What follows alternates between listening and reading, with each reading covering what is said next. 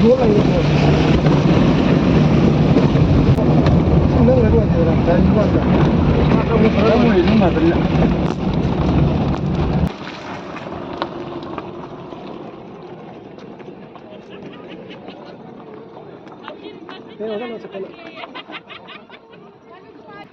Mamang sahiga yang naruba matamda mafam swaida bye bye gi thorum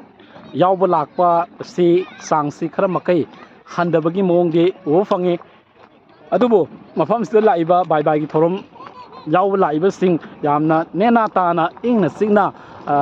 mana pamjaba sain sang saduna kogi thorum asi bye bye gi thorum asi pangthokpagi mong o fange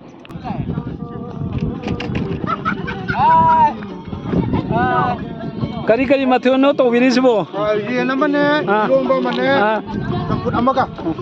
sam-sam na to re sam-sam na amda handok biwa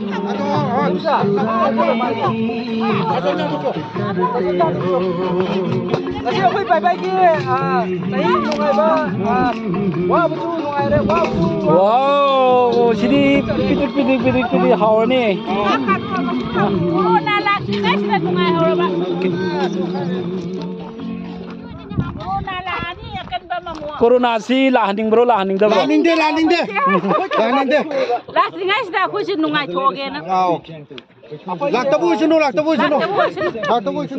o sikse kotang lo to biri ja ko dia tu cina kum ni ba si maru ha kum ni to kalau gini lambai yang ba kasi akoy 2022 sida nungai gare aduga 2023 gi ja sida akoy corona nung laktabe obisano aduga bye bye gi new year gi je nungai jage aduga akoy karban mung to ba akoy ja asmaina corona lakadi asoy le ga jo 2023 da corona laktragadi akoy dukan karba phamada yam ning tamna pham ko jage ai thamai bani jam le ka digi noksa khaidam noksa ki ju ba je khoi sangre ba karba taw lai ngai da adai corona su la to re ya khoi myam janga si da tang khoi ji nungai na wa khan ji free da oru se na sida myam taw sa mi nei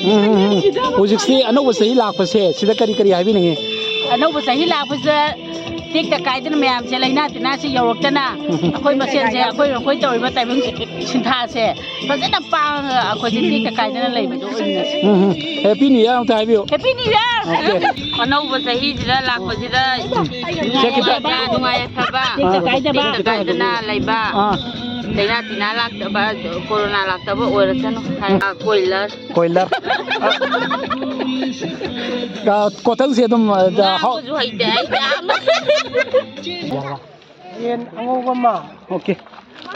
koi dum haibi yen angoba ma ongba ma chang rom ma matam gi singju ma yaure Kaleza yongsa umrong mepa matam gi yongsa anoba sahi la amdai hayengai ba mikup se anoba sahi la gani ngasi se ari ba sahi aroi benu bini manipur gi miam da anoba sahi lak pa loine kari thamiring mayam si salan le binaba khoi awa pa mayam phangtong jin toraga puning da nuai taba khoi gi kaini phattaba wakhan leitaba aba mayam gitama afabu boina ba chahi moi si pun hingina se ba kan jong ya nungai se akoi family gi group se kai lam dagi no habi tak piram lilong jindagi lilong sajing ming isagi ming ai gi dr horma biseswar ming khraizam rameswari koi ge anoba sahi si lakadore husi corona gi wafam su haipet tagum su tawe du sumaina koi ge ari ba sahi gi bidai piram dai se maside kari haibini ari basida ina hara haidoise fataba pumnamak bye bye ngasi haiba numisidagi noinabak le horaba aduga lakadriba anoba new year 2023 asida mayam pumnamapu ka haini aina happy new year ko si haijagi aduga nungaina yaifana nusinana laiminaba hawse kogi yamba dasomorjit na ko si kaleja kano se yen se mite yen angobo se sina pa hawre di Happy New Year! Happy New Year!